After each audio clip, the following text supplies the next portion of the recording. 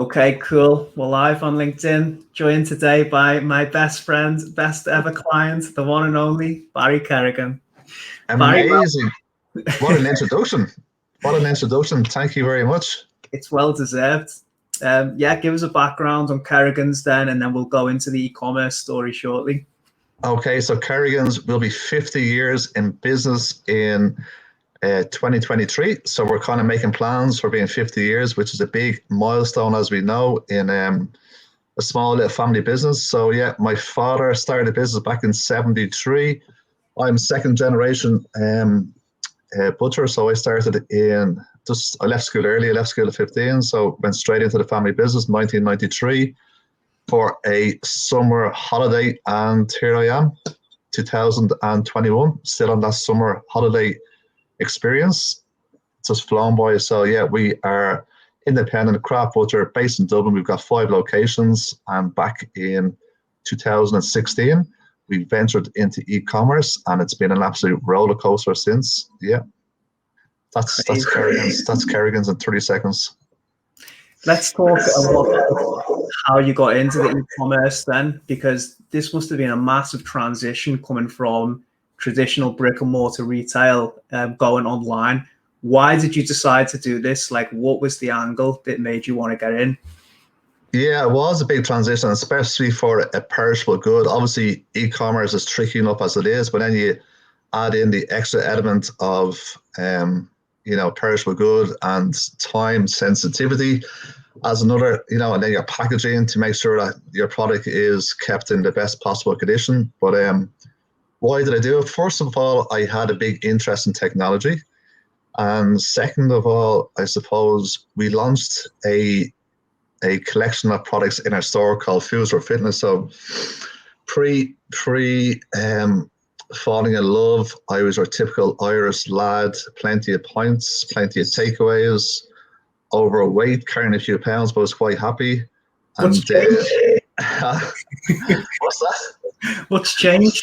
What's changed? I know. I think it's the camera. The camera puts 10 pounds in, doesn't it? It must be, yes. So then fell in love. We had a beautiful baby, Emily, and that kind of kickstarted my little fitness kind of journey, I suppose. So I was kind of developing stuff in the back of the shop. I was going to the gym, you're talking to people in the gym, you said, what are you eating? Because as we know, if you're training, 80% of it is your diet. You can train and train and train, and you can't out-train a bad diet, I suppose. So you can train 6 times a week, and if you're not eating well, you're never going to get the results you want. So from talking to people in the gym, and they were everybody was on chicken, broccoli, and rice. That was the kind of staple gym diet. Maybe some salmon thrown in, maybe some steamed fish or whatever. But I kind of messed around with some like chicken and mincing chicken and mincing turkey, and we ended up with a range of turkey burgers that people really, really enjoyed. Obviously, turkey is a very high protein product. It's low in fat, and it takes any kind of flavor as well. So like most poultry, if you add any flavors, because it's quite a bland protein, whatever flavors you throw in there, it absorbs the flavors quite well. So you can make beautiful products from chicken and turkey. And that kind of started in the shop. People were coming in, you'd be handing them out free of charge to people you know, or personal trainers, or people you kind of met in the gym, and massive reaction.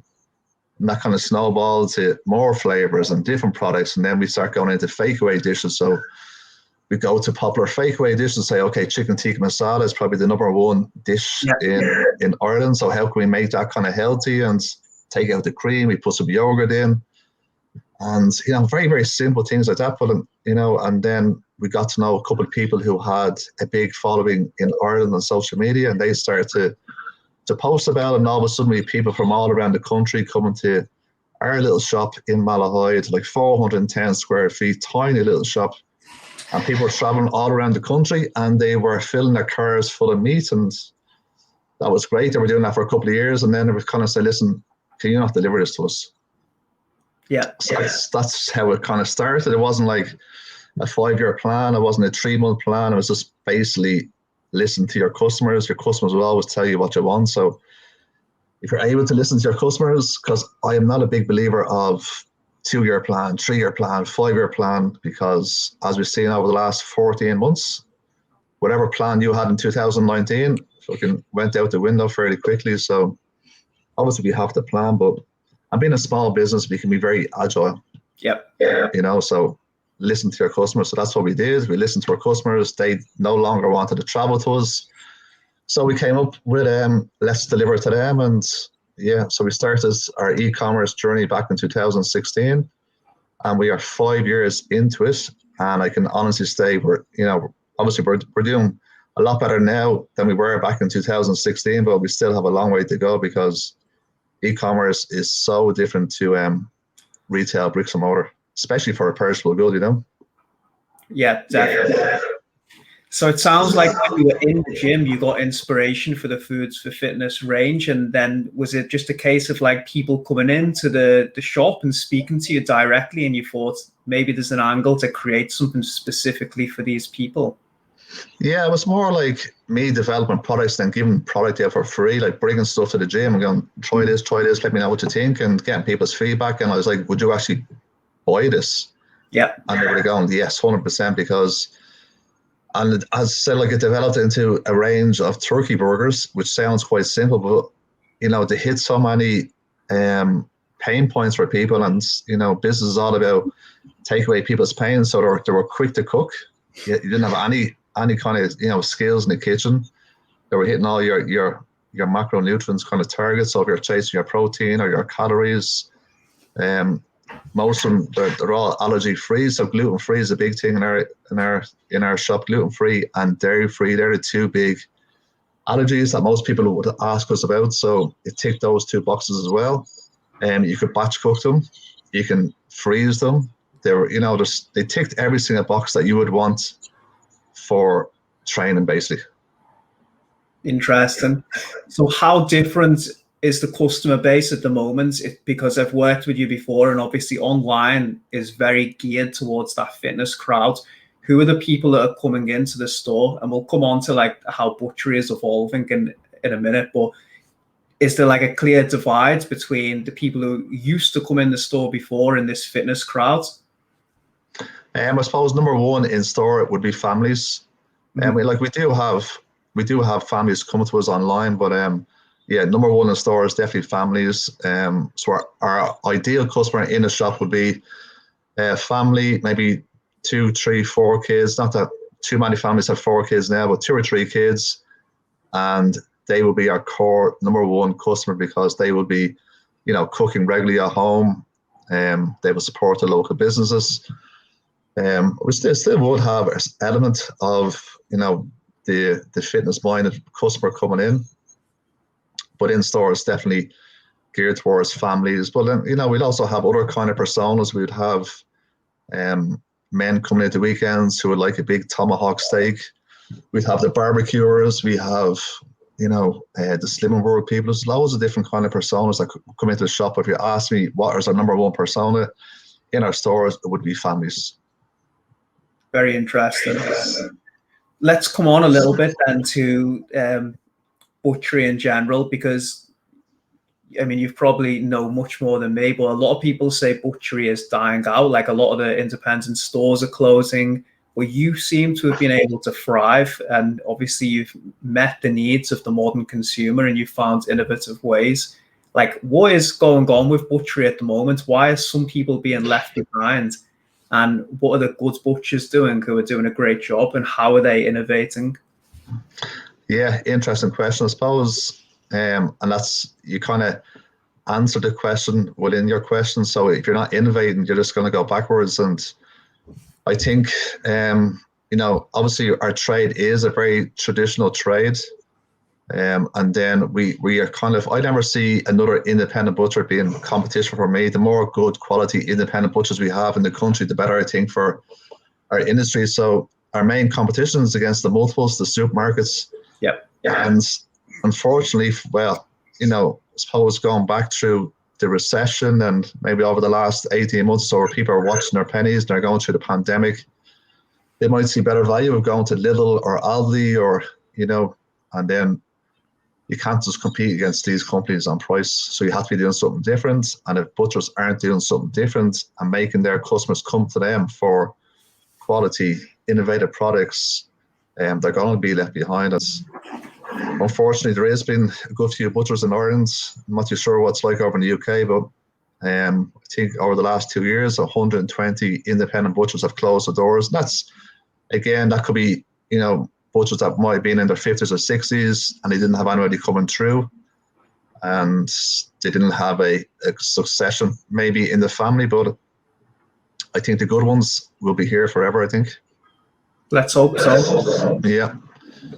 Who's this? I'm guessing this is Juliana popping up. For some reason, her name always comes as LinkedIn user, but it's definitely her if she's saying you'll never walk alone. We're going to get that horrible, disgusting slogan off the screen very quickly. She knows the story. Yeah, that's very interesting. But it sounds like there must be a lot of education that you need to give to the consumers in store. Like, are you constantly trying to reiterate like how it ends up at Kerrigans and what the differences are compared to the supermarkets? Is that an element as well of the service? Oh yeah, so we have a very simple, I suppose, ethos in our business is to source the best product we can in the island of Ireland. We don't import any of our meats. Mm-hmm. We try and offer the best quality we can, but at a very fair price. We don't want to overprice ourselves. We want to give people the best quality at a fair price, and then back that up with, an insane appetite to offer the best customer service we can in a really, really clean environment. So they're the 4 kind of main things that we would, if you were to say to me, what is your company mission statements? That would be our mission statement is, quality, a fair price, amazing customer service, knowledgeable staff in a really, really clean environment. So once you're consistent doing that, I think, word of mouth is so important for retail.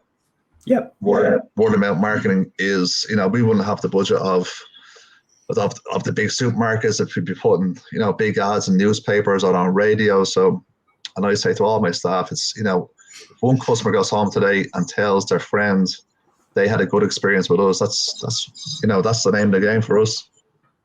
Definitely. So it's obviously a very different marketing strategy as well, offline in retail compared to online. Like, have you ever found, because I've spoke to you a lot about this, like it's overwhelming trying to gain momentum in the e-commerce side, because like you said, it's so different.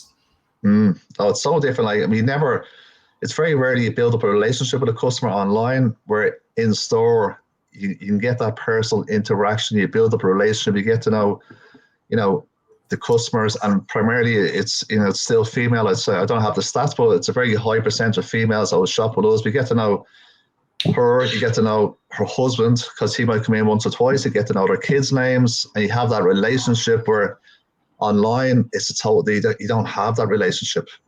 So that's what we're trying to break down in our email, kind of all our marketing communication, is how can we get to know our online customer better, the same way we do in store. And what are you doing to try and do that? Yeah, so what are we doing trying to do that? It's a constant learning curve, I suppose. It's asking them what they need for us. One thing I've started this year is I've done a dedicated newsletter from me to my core group of online customers. And it's like, it's nothing fancy. It's just a very, very simple email. No, just like purely text only. Coming from me, as if you're standing there in front of me in the shop. I don't know how effective it's going to be, but I don't know how effective that is going to be, but that's my strategy for this year. Just once a month, you're going to get an email from me about me, what's going on in my personal life, what's going on in Kerrigans behind the scenes, new products that we're working on, the kind of stuff that I would talk to you if you were standing in front of me in the shop. So yeah, let's see how effective that is. It's going to be no nice graphics. It's going to be no fancy tricks in the email. It's going to be purely a conversational piece. No, it's very effective. And, we've tried to become a very visual service as well, but you can never beat going back to the basics, like we were talking about on the call. If you are willing to put that face to the brands, then you should definitely use it and just have a one-to-one conversation with the customers. And that's definitely something that's been lost online in the last few years, because everyone's been so heavily focused on acquisition that they've just stopped talking to the customers and trying to build relationships with them. So yeah. Yeah, and as I said, like, it is a lot harder to do online, but and then I've also made a point of, we're going to, and we started back in January, is phone 10 customers per week. Nice. And yeah, it sounds nice, but lots of people don't want to talk to you. It's funny. They're like, oh yeah, I'll bring you back, or, you know, you caught me at a bad time. So but something that I want to do is just, you know, ring somebody. And might be a customer that's a really good customer and they've been shopping regularly. It might be a customer that I haven't seen online in 2 or 3 months, and try and find out what was their pain points. You know, did we do something? You know, did something happen why they're not going to shop with us anymore? But so it's an ongoing experiment, I suppose. Yeah, definitely get those insights as frequently as possible. That's something we've been experimenting with for a few clients recently, is just going in from support. If someone's about to churn, or if the data shows that they've stopped buying, just literally just ask them, why have you stopped buying?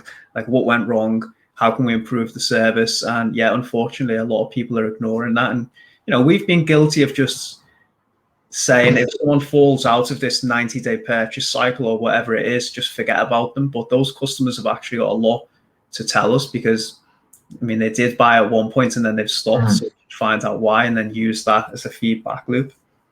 Exactly. If you can find out why, then you can fix it, you know? Absolutely.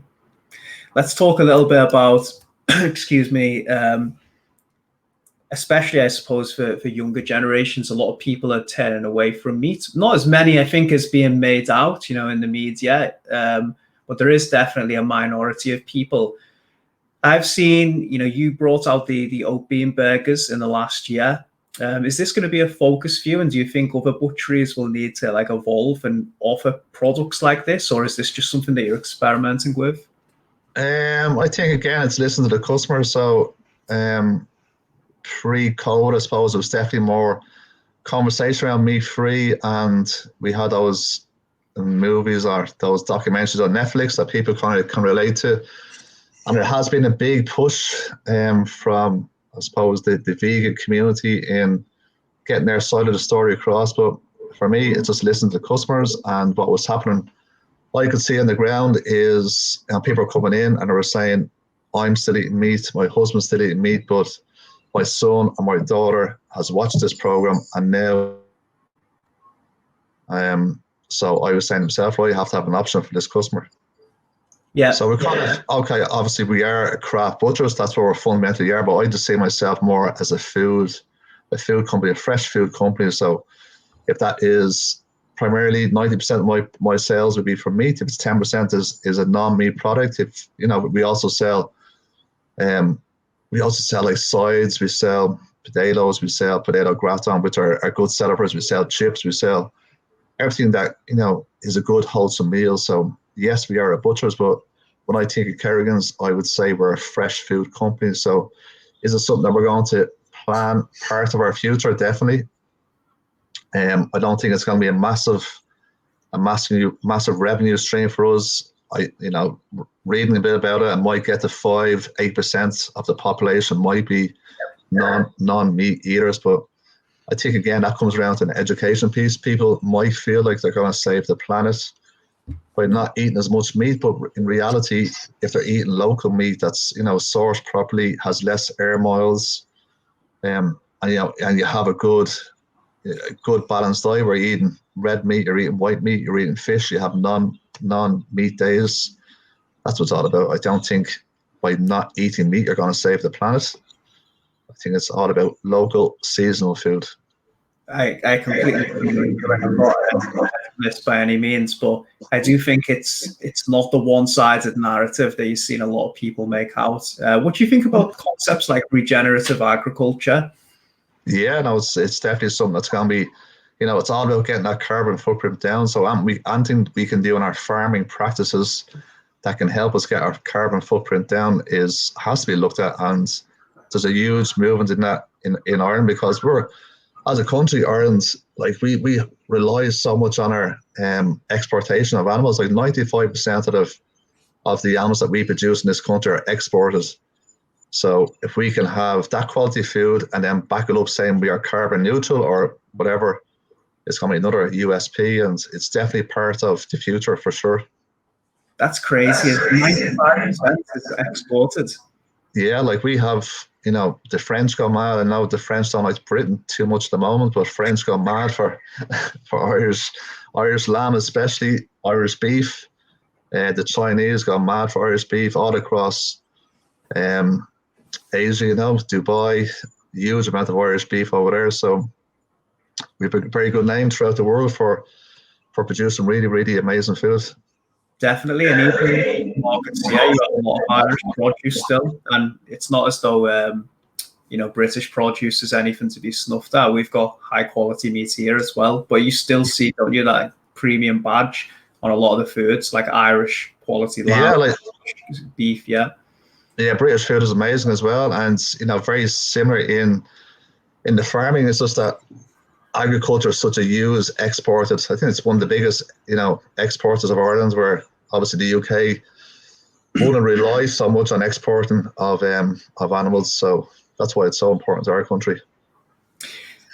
Let me ask you actually, because I remember the first time we started working together, you told me like a lot of the chicken breasts in Ireland are imported from the Netherlands. Yes. And these are sold at supermarkets. And what you've just told me, obviously, is 95% of Irish produce is exported. So is this just purely like a cost-saving exercise for these supermarkets? Yeah, no, it's not really this. It's more kind of food service. So the likes of your restaurants, your takeaways, all those places are important. They're just buying in the cheapest produce they can to make as much money as they can, basically. Yeah. So there's very few, like you go into any restaurant in Ireland, it will say our beef is 100% Irish, but I can probably name on one hand how many of them say our chicken is 100% Irish. Yeah. So I would say over 90% of the food service in Ireland is selling imported chicken, which is crazy. It is crazy, especially it's sad as well, like you said, because the quality locally is so high. So to have to unnecessarily get that carbon footprint up from importing it, it's just sad. It doesn't make sense really when you think about it. But then if you speak to somebody in hospitality, they'll have loads of reasons why, loads of reasons why they're doing it. It's all about margin, it's all about price. It seems crazy, like, they might be saving 20 cents on a chicken fillet. Yeah. Seems crazy, but if I had my own restaurant, I wouldn't be doing it. Numbers game, isn't it? I suppose it's volume. I actually remember one of my good friends, he used to be a chef, really good pub actually around the corner from me where I live. And the steaks sold for £14, but he told me they were buy the worst quality for £1 a piece. And they all came frozen, and obviously they defrost them and then just like slap them on the grill, but huge markup and really bad quality foods. But it seems like they're just going for margin.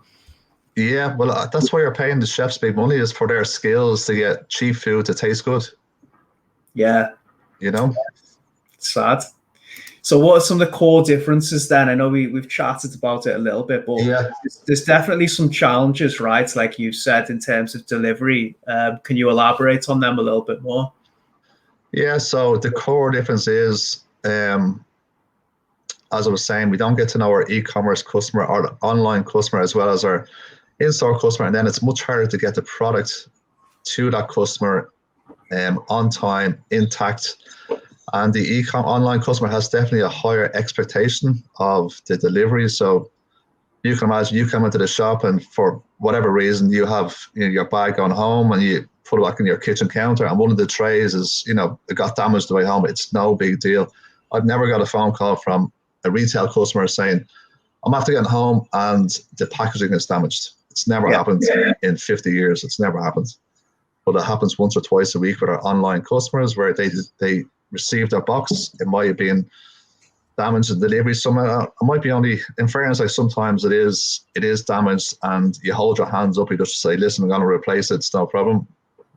But it might be like a really, really minute bit of damage done to the tray or to the packaging, and they're quite annoyed by it. So it's a different mindset between a retail customer and the online customer. So just goes to show you how much we have to invest in our the delivery, and the whole unboxing experience has to be. There's so much more effort that goes into delivering a box to an online customer than the handing a bag over the counter. Maybe like you said, environments that you don't get the chance to build rapport as strongly because you don't know them. Whereas when you're in the store, and I know this myself, you know, if I go to see the butcher, I'm not going to complain like about a small dent because I don't want to give him the headache. But when you're online, you almost feel obliged to complain. Yeah, I don't know. It's an Irish mentality or a UK thing as well. But Irish people love to give out online. They fucking love it. I think every country now don't play behind the mask. But in fairness, now we get lots of positive reviews. So it's the complaints that make us don't sleep at night. You know, you could get 100 5-star reviews and you go to bed, but you don't even think about it. But you get one 1-star review and you're lying awake and like going, how can I fix this? You know, so yeah, maybe it's just the bad ones that kind of you remember more than the good ones. Yeah, but at least you've got the right mentality to fix that, because it is interesting, isn't it? The psychology. When I look for something online, and I think most people do the same, I actually will look for the bad reviews, because sometimes there's got so many 5 stars, I want to know what went wrong before I buy something. I'm the exact same. If I'm looking at a hotel, you see X amount of 5 stars. You go, this 1 star, this is the truth. What happened to this person? Yeah. It's very true. Yeah, so they definitely hurt you for sure. How has the transition been from WooCommerce to Shopify? Well, you've experienced me on both WooCommerce and Shopify. So it's night and day. Night and day. It's a pleasure to be on Shopify compared to WooCommerce. Do you miss anything about it? What's that? Do you miss anything about it? No, I'm sure, because I had so many different add-ons on WooCommerce, and I was looking for lots of development work, and even all those add-ons, they're not well supported on WooCommerce. Where like Shopify, you know, if you send, you know, I had a problem with one of the apps there recently, and they're on it like a light. Yeah. You know, the customer service on any of the applications that we have plugged into our Shopify store, customer service is insane compared to the apps that you would connect it into WooCommerce. So yeah, really have to be on Shopify. It's a little bit more expensive, obviously, to run when you add in all the apps, but for the peace of mind, for the speed, for the checkout, it's it's suiting our. It's not the perfect fit for us. We're still having issues with some bundles. It's not like the holy grail, you know. Yeah. But like compared to what I experienced on WooCommerce to what I'm experiencing on Shopify, it's night and day. And yeah, I'm happy where I am at the moment. I'm not thinking like, oh, what's the next? You know, I'm saying to myself, Shopify for life, really, because migration isn't no fun either. Migrating your store from any platform to another platform is absolutely zero crack, and I would not be doing it again in a hurry. I remember, I think it was like 2019, was it, when we were going through the Black Friday stuff, and we were on WooCommerce with you, and we were so worried like the site was just going to break and we were going to miss out on all those deals. I know. It was so stressful. I remember actually going to my nan's, and I went upstairs and I was thinking, look, I better check if this site's not broken, because we were doing a lot of emails at the time. But luckily, it just about stayed upright. It stayed up all right, yeah, it did just about. But it definitely has some cracks in it. But like, that's a learning curve as well, because when you're a small business, you kind of, everything's all about how much will this cost me. So you're saying, right, how much will it cost me to get online? And to get online, to get a WordPress website, you know, put WooCommerce inside it, it's a very cheap kind of investment. So if you're saying, right, I've got a budget of $5,000, it's a great way to go online, test the market. Is it going to drive you bananas? Yes. Is it going to give you loads of gray hairs? Yes. But, you know, that's part of the journey, I suppose. Definitely. I suppose, like, ultimately, you're buying money back now from saving so much time, because there's so many engineering headaches before with WooCommerce. Yeah, and I know that I'm sure there's plenty of companies across the world that are doing big numbers on on WooCommerce, they just probably didn't have the amount of apps and development work that I had on my side. So I'm sure it works for plenty of people. It wasn't working for me anyway. So now delighted to be on Shopify, delighted to be on Klaviyo. And I like all the apps I have now. Everything seems to be working properly, and you get the odd little thing that kind of doesn't sync for some reason. But I don't wake up anymore going, oh, heck, the website is down, or this is broken, or that's broken. And yeah, so definitely in a better place at the moment. So if we quickly whiz over like some of the core software that you're using, I know you got obviously Klaviyo, Smile.io as well, right? To use that for the loyalty setup. Yeah, I'm big into loyalty in retail and online, and Smile has definitely been really good for us. We have a huge open rate for our Smile emails as opposed to our regular non-Smile customers, our main database. So definitely the Smile customers are our little community of Kerrigans, and they are our brand advocates. And yeah, I think people appreciate, like, you know, collecting points and getting free delivery and getting money after shopping. I know I would, if I was a customer, I'd appreciate it. So I always kind of put myself into the customer's point of view. And there's not too many stores that I shop at that actually give you loyalty points. Well, you've really put a lot of effort into that community, haven't you? Like, you genuinely haven't just created like a generic bullshit loyalty program. You actually do give those customers priority, don't they? Like, they get first dibs on offers and things like that. Yeah, 100%. And it's one of the benefits, I think, of being in, like, there's no point having a club or a program if it doesn't give you X benefits, you know. So yeah, I think it's important to, and again, it's trying to cross that barrier of online and in store, you know. So I think that's helped me kind of get to know our customers better and get to know them, that we appreciate them spending their hard-earned cash with Kerrigans. Yeah, absolutely. Like you said, you've just put the effort into it, haven't you, and invest in actually building it up. Otherwise, I do see a lot of stores where they're just having the loyalty program for the sake of it, but they're not actually investing into those relationships with the customers. So it just goes back to basics. Yeah, and customers know if you're not engaging with customers, they kind of, after a while, they just lose interest, you know. Absolutely. So what are the best sellers at Kerrigans at the moment then, in store and online? In store, online, we're still famous for our turkey burgers. We launched a new flavor there recently. We have a new flavor coming out. And in store, depending on the time of year, we're just coming into barbecue season. So, and I know you're a big fan of the Wagyu. Yeah. So our Wagyu burgers, all that kind of barbecue range is really starting to take off now. But like in store, still the fundamentals are our top sellers. You know, mince chicken fillets are our top sellers, and again, it's just about being consistent with them, making sure when anytime you buy one of our top sellers, it's going to be a good experience and it's going to be what you and your family need. So it's interesting though how the trends kind of evolve. I'm really looking forward to the summer because, you know, our politicians are telling us to stay at home this year, and it's going to be all about outdoors in 2021. So it's going to be interesting. Hail, rain, or shine, we have to go outdoors according to our politicians. So it's going to be an interesting summer. We know what the weather's like in this part of the world, so it'll probably be rain and a little bit of sun. But hopefully, you know, the weather gods are on our side and we can get out a little bit, and it's a good year for you.